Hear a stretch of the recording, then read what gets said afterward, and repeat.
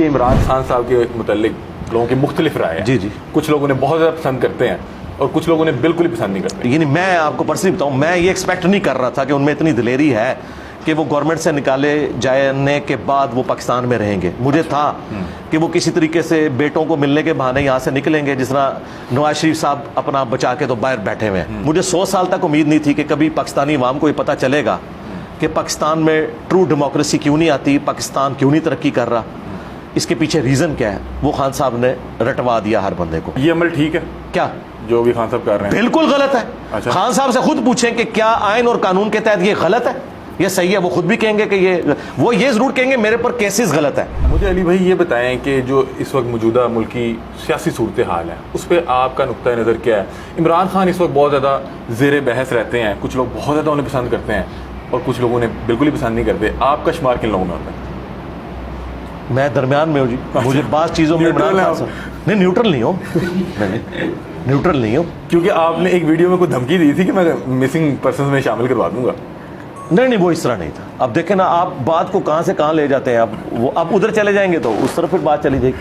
नहीं, मुझे न्यूट्रल से मुझे वो जरा नहीं, एक बात पे रहे ताकि फिर वो आप जब आप सवाल स्पेसिफिक करेंगे, जवाब स्पेसिफिक। जब आप मैं एक जिम्मेदार प्लेटफॉर्म पे बैठा हूं ना, मुझे तो कोई इतना सा छेड़ेगा तो मैं उसे कहूंगा फिर रुक जाए इधर, मैं तुझे घर पहुंचा के आऊंगा। हाँ, तो सवाल आप दोबारा से रिपीट करें। चले मैं आपसे पूछता हूँ कि इमरान खान साहब के मुतल्लिक लोगों की मुख्तलिफ राय है। जी जी। कुछ लोग उन्हें बहुत ज़्यादा पसंद करते हैं और कुछ लोग उन्हें बिल्कुल ही पसंद नहीं करते। मेरे ख्याल जो उनसे अद्दी मोहब्बत कर रहे हैं ना, आदि मोहब्बत, हाँ जी, अंधी मोहब्बत, वो भी बिल्कुल शैतान के हत्थे चढ़े हुए हैं। अच्छा। बहुत बड़े ब्लंडर्स इमरान खान साहब ने किए हैं और आज भी कर रहे हैं। और जो लोग उनसे अंधी नफरत में है वो भी शैतान के हत्थे चढ़े हुए हैं। उनमें बहुत सारी ऐसी खूबियां मौजूद हैं जो आज भी मौजूद हैं और उनको यूटिलाइज करें। बाकी जो उनकी गलतियां हैं उस पर उन्हें हाईलाइट आप करें। आपको लगता है कि ये आपकी ये नहीं पूछ रहा कि आप क्या चाहते हैं, मैं आपको लगता है कि मुल्क की सूरत हाल को देखे कि इमरान खान दोबारा इक़्तिदार में आएंगे, आना चाहिए या आएंगे इस एतबार से? जी।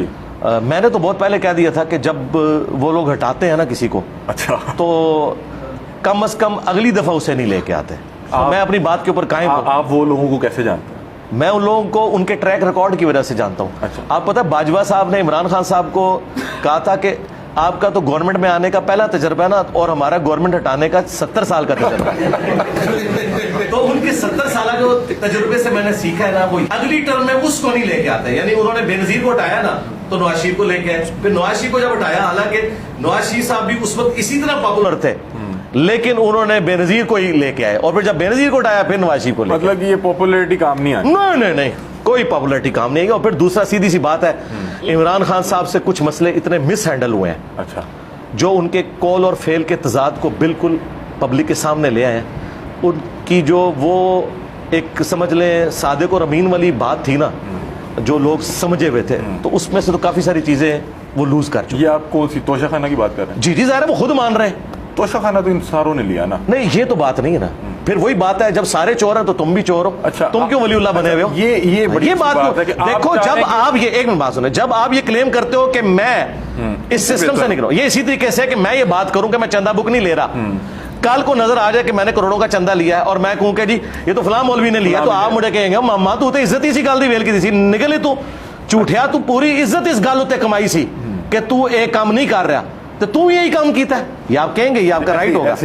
खान साहब ने जो मॉरल ग्राउंड्स खड़ी की थी ना, माजरत के साथ, वो उससे धड़म से नीचे गिर गए। मतलब कि खान साहब का मुआवजा उनके मुआवजा तो हमने करना ही नहीं है, पता क्यों नहीं? मुआवजा इसलिए नहीं करना, मुआवजा तो करना ही नहीं है।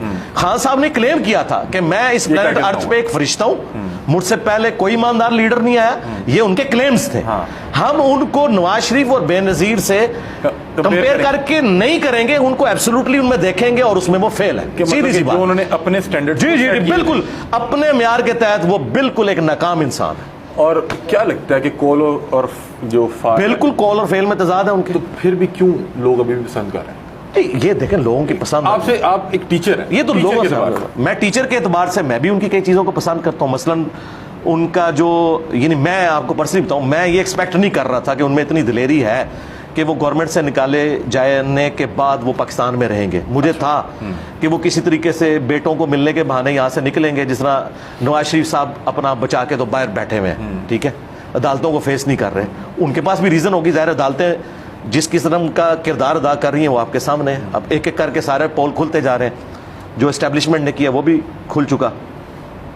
तो मुझे ये था कि इमरान खान साहब भी चले जाएंगे, तो इस एतबार से मैं उनकी दिलेरी को सलाम करता हूं कि उन्होंने यहाँ रुके। अच्छा, सामना कर रहे हैं, सामना किया। अच्छा, उसके बाद उन्होंने इस्टेब्लिशमेंट का जो नेगेटिव रोल है पाकिस्तान की पॉलिटिक्स में, उन्होंने हर बंदे तक इसको पहुंचा दिया, जो शायद मुझे 100 साल तक उम्मीद नहीं थी कि कभी पाकिस्तानी अवाम को ये पता चलेगा कि पाकिस्तान में ट्रू डेमोक्रेसी क्यों नहीं आती, पाकिस्तान क्यों नहीं तरक्की कर रहा, इसके पीछे रीज़न क्या है, वो खान साहब ने रटवा दिया हर बंदे को। अच्छा। ये उनका बहुत बड़ा क्रेडिट है।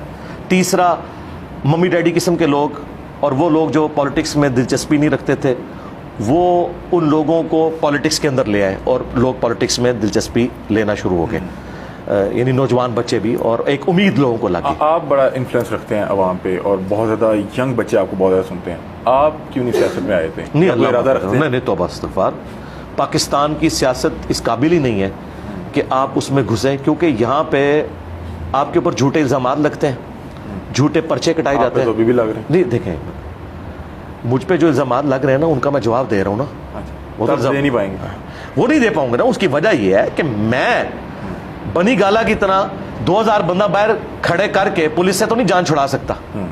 मैं तो ये काम नहीं कर सकता कि मैं अपने स्टूडेंट्स को कहूंगा जी मैंने गिरफ्तारी नहीं देनी इस जाली मुकदमे में, तो आके मेरी हिफाजत करो। मैं तो गिरफ्तारी दे दूंगा, मैं तो एक अबाइड बाय द लॉ हूं, मुझे पकड़ के जेल में डाल देंगे, ठीक है। तो मैं जो दीन का काम कर रहा हूं ये तो नहीं कर सकता, या तो मैं बाहर के मुल्क जाके बैठ जाऊं। मैं इस तरह के काम नहीं कर सकता जो खान साहब कर रहे हैं। ये अमल ठीक है क्या?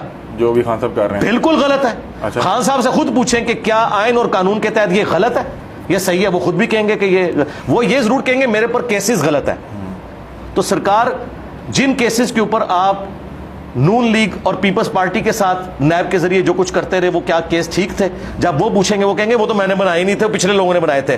तो ये तो बताओ ना कि ये गलत बने हुए थे, पॉलिटिकल केसेस थे। तो पॉलिटिकल केसेस इन पे भी बनते हैं। पॉलिटिकल केसेस जो है ना जी, वो सही है गलत है,